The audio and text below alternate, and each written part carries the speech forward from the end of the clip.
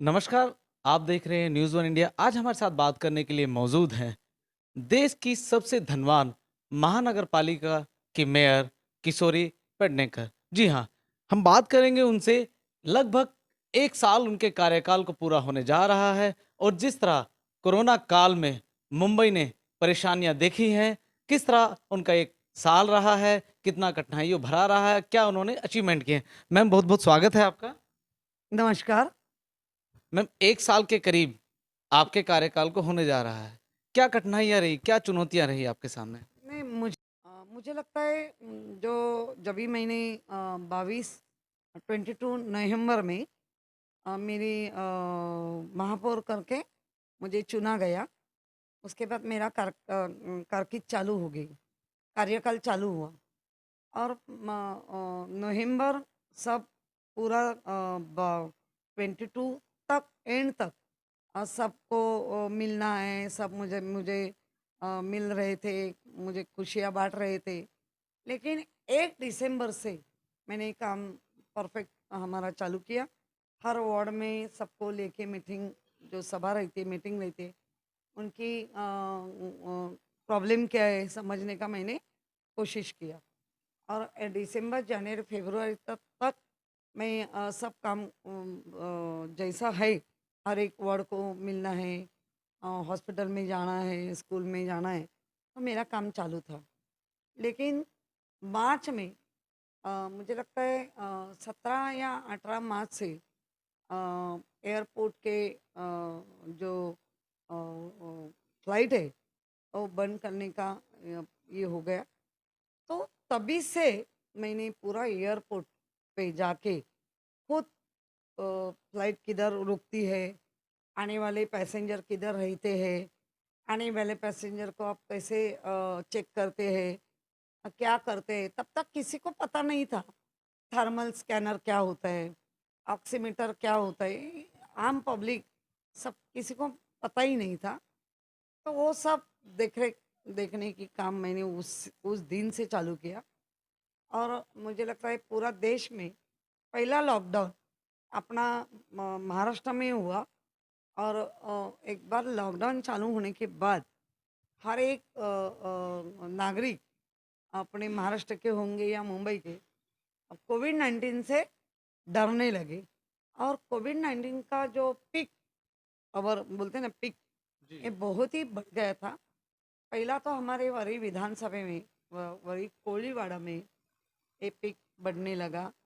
Quarantine करने के इलाके के इलाके चौल सोसाइटी क्वारंटाइन होने लगे।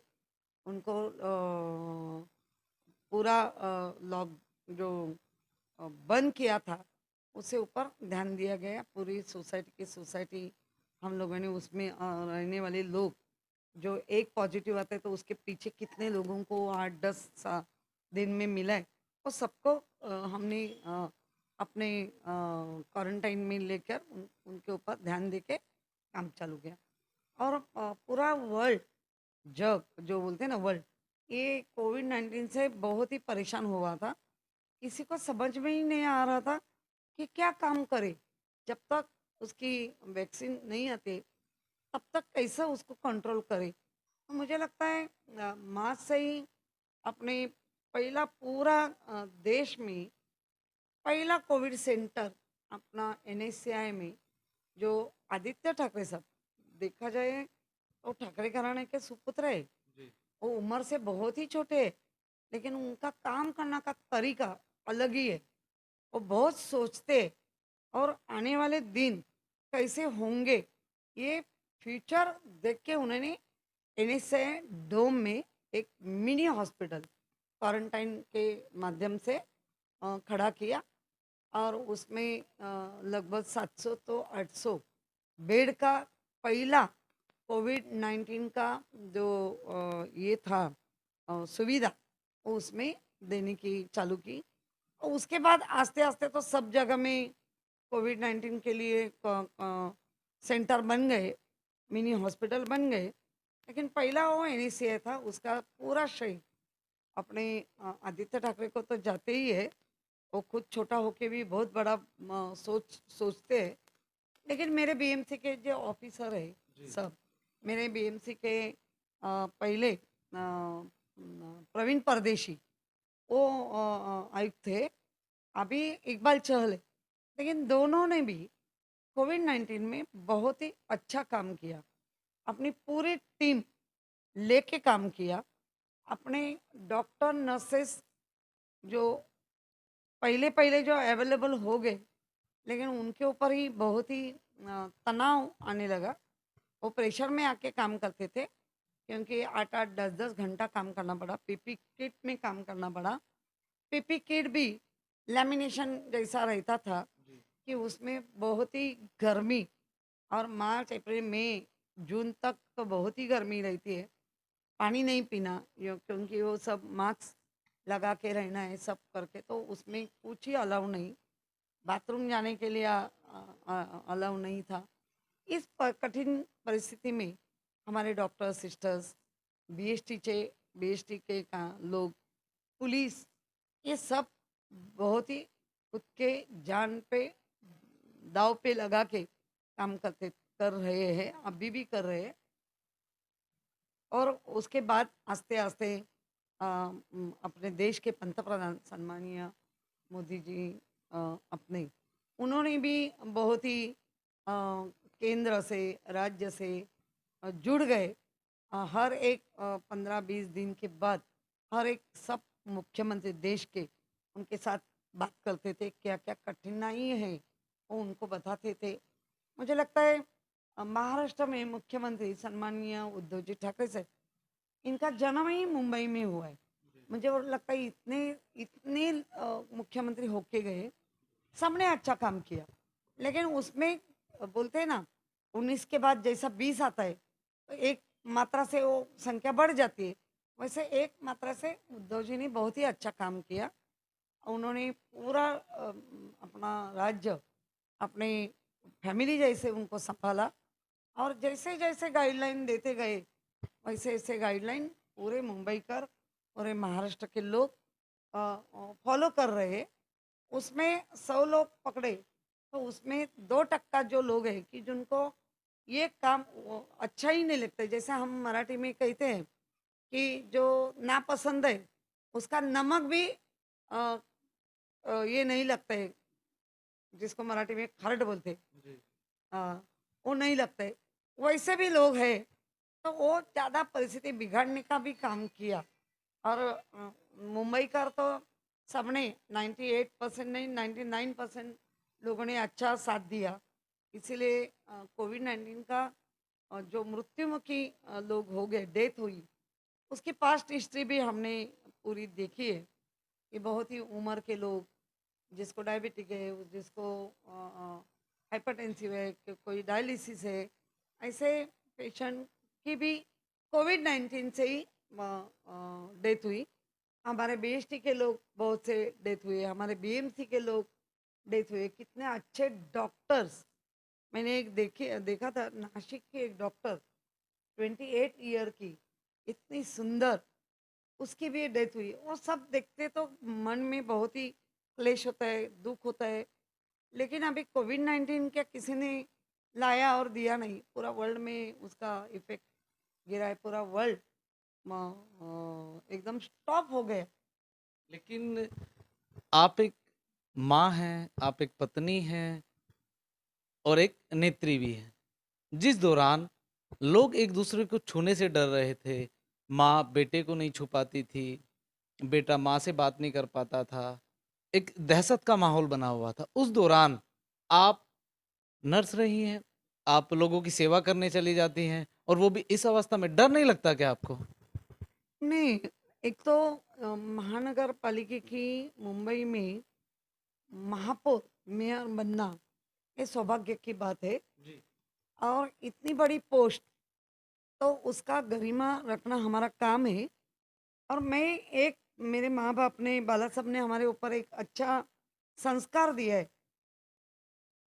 जन्म है तो मृत्यु है, लेकिन मुझे कल आने वाला मृत्यु में मैं आज क्यों डरूं? आना है तो आएगा ही। कितना ही बच के आप बचो, बच के घर में बैठो, और रोक नहीं सकते।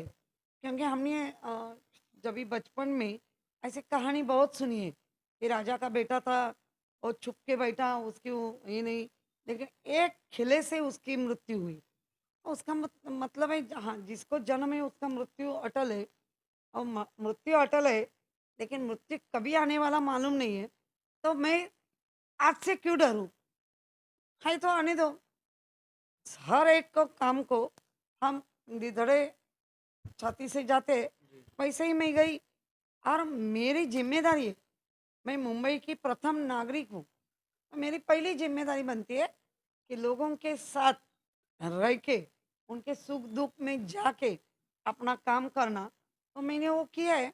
उसमें वर्ली देखा आपने, धारावी देखा।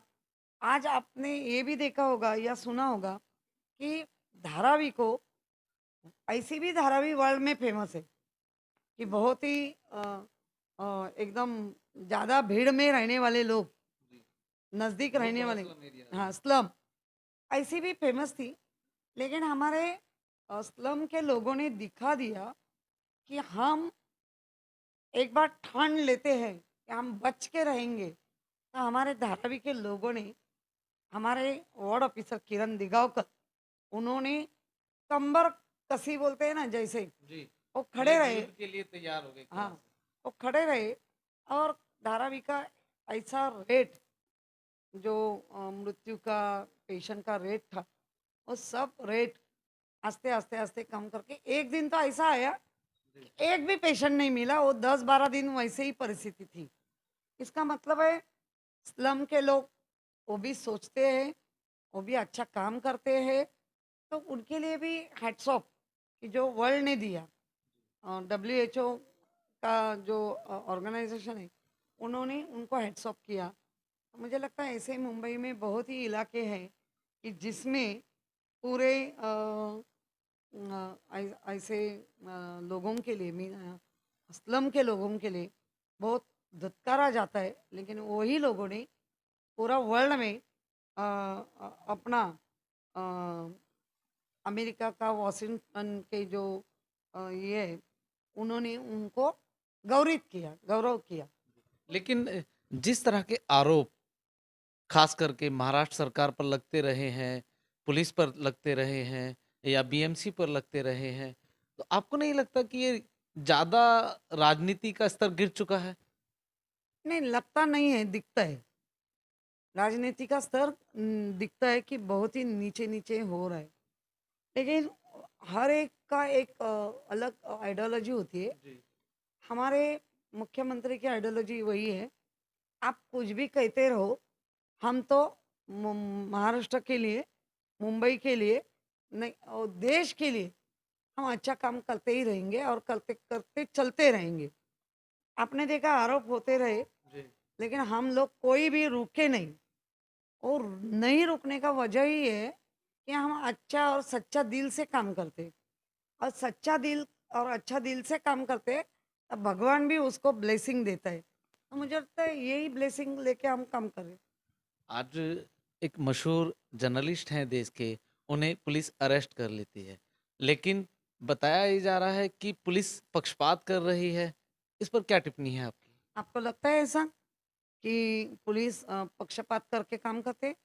एक ध्यान में रखो कि वो जर्नलिस्ट है, वो तो है ही, लेकिन ये अपने देश के, अपने महाराष्ट्र के, अपने मुंबई के नागरिक है।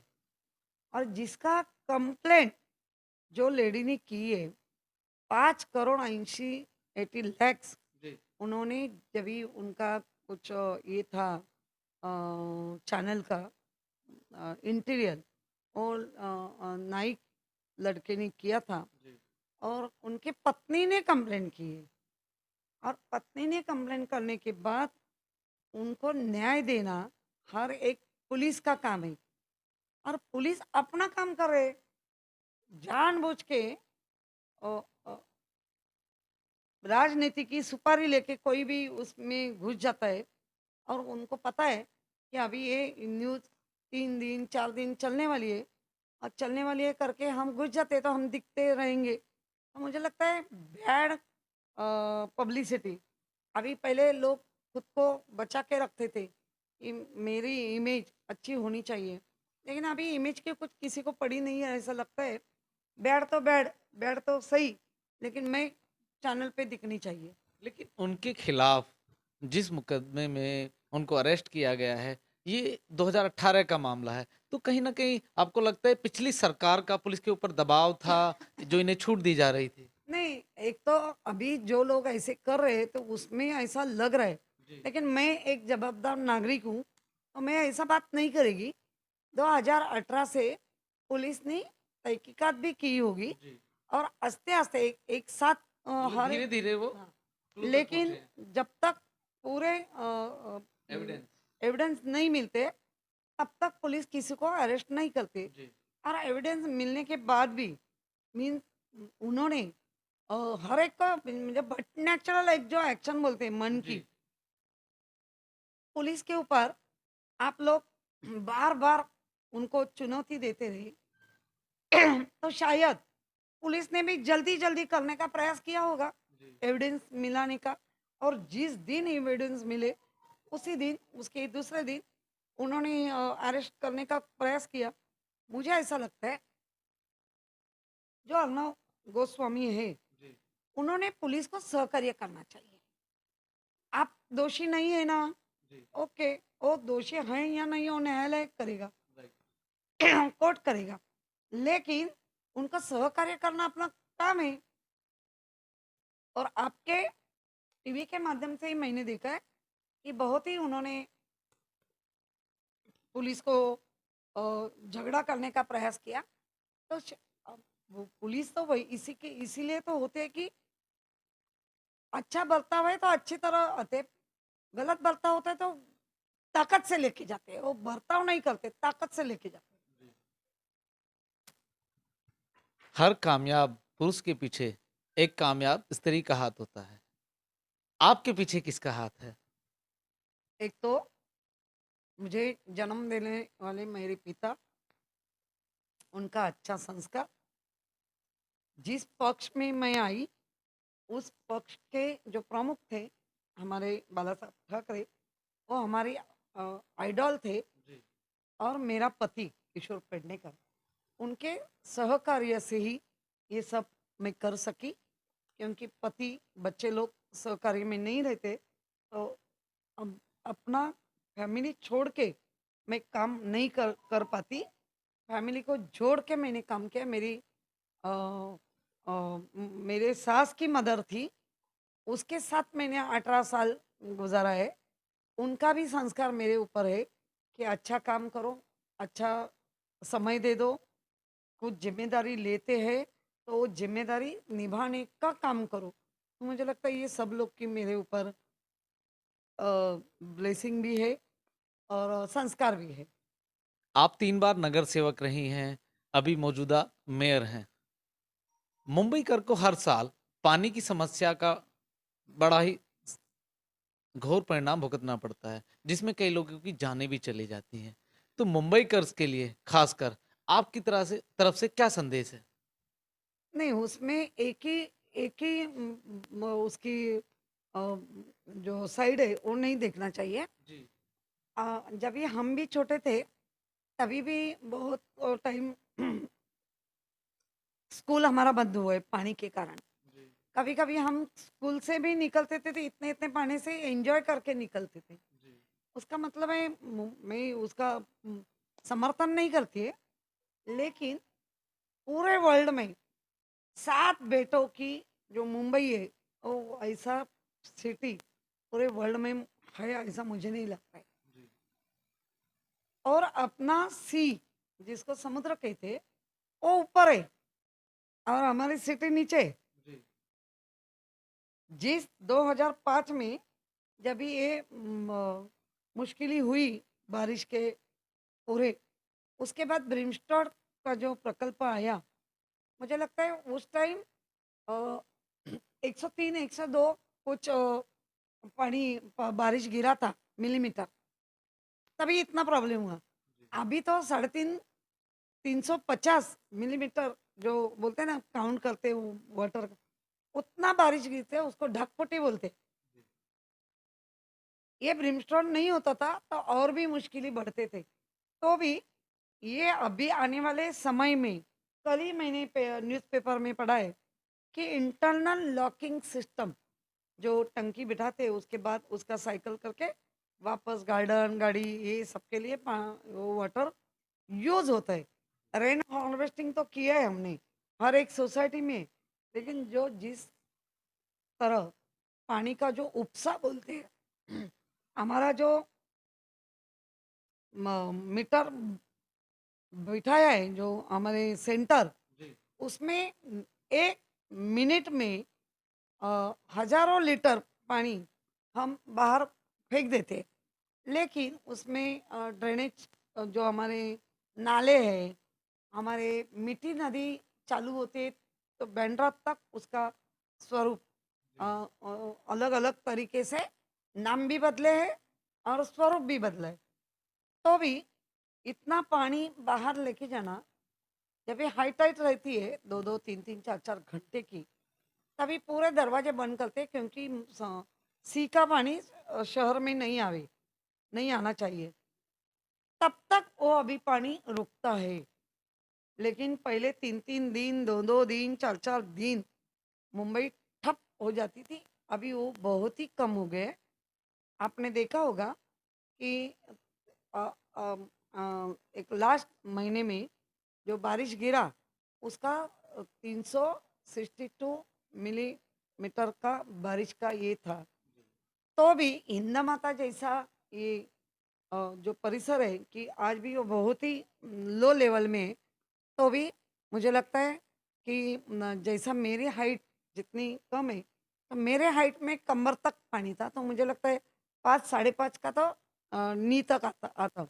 लेकिन ये न होना ही नहीं चाहिए करके अभी हम अगला हमारा पग उठा के हम चल रहे हैं कि इंटरनल लॉकिंग सिस्टम करके पानी नीचे का नीचे जाके ये प्रयास है।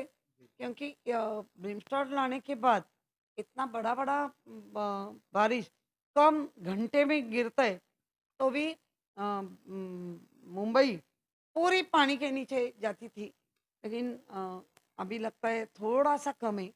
लेकिन उसके बारे में भी हम सोच रहे हैं कि ऐसा नहीं होना चाहिए। इसलिए वे आने वाले ये पूरे साल में इंटरलॉकिंग जो टंकी बिठाते हैं नीचे उसमें पानी का पूरा अंदर जाएगा। और उसके ऊपर पूरे विदेश में हर एक अलग टेक्नोलॉजी क्या है उसकी भी जांच की जा रही है। प्रकाश का त्योहार दीपावली आने वाला है। कोविड के दौरान लोग दीपावली कैसे मनाएं? आपकी तरफ से कोई सुझाव? हाँ, इतने मुझे लगता है गुड़ी पड़वा जो चैत्र महीना मराठी हिंदू का महीना, जी। चैत्र महीना उसमें गुड़ी पड़वा आता है, मार्च में आया। जी। उस दिन से आज तक हर एक फेस्टिवल, हर एक धर्म के फेस्टिवल हमने घर में बैठ के पूरी वो जो सूचना आई है उसको फॉलो करके किया है। तो मुझे लगता है दिवाली भी ऐसी ही होनी चाहिए। बाहर निकलते तो मास्क लगा के बाहर निकलो, और मुझे लगता है सैनिटाइजर हो जाओ। भीड़ में भी है, खुद को बचा के रखो। भीड़ है इसीलिए कैसे भी जाके नहीं करना चाहिए। एक तो भीड़ में जाना ही नहीं है और जाते भी है तो मास्क निकालना नहीं है। बार बार नाक मुंह कान में हाथ नहीं लगाना है, जिससे विषाणु अंदर जा सकता है। सैनिटाइजर होना है, सोशल डिस्टेंसिंग यूज करना है। और अ, जो फटाका रहता है वो प्रदूषण नहीं होना चाहिए। आवाज़ का फटाका तो बिल्कुल होना नहीं चाहिए। और जिसमें प्रदूषण होते वैसा भी पटाखा नहीं होना चाहिए। और दिवाली अलग ढंग से भी हम एंजॉय कर सकते हैं। अपनी जो एक स्किल रहता है जिसको हम ड्राइंग बोलते हैं या हमारे में रंगोली बोलते हैं, वो निकालो। अच्छी अच्छी तरह घर में बैठ के अपने बच्चों लोगों को अलग अलग स्किल का उपयोग करने दो। खुद अच्छा अच्छा खाना पकाओ, अच्छे अच्छे लोग खाना अपने पति या फैमिली को खिलाओ। तो ऐसे बहुत ही जो अंदर रह के काम कर सकते हैं, ऐसे बहुत है। और दिवाली दीपावली ऐसी ही करनी है। हम बहुत ही प्रकाशमय दिवाली करना ही है, क्योंकि कोविड जैसा अंधकार पूरे वर्ल्ड को अंधकार में लेके गए। तो हाँ, सब सब चाहते कि ये उजाला में कोविड नष्ट हो भी जाए।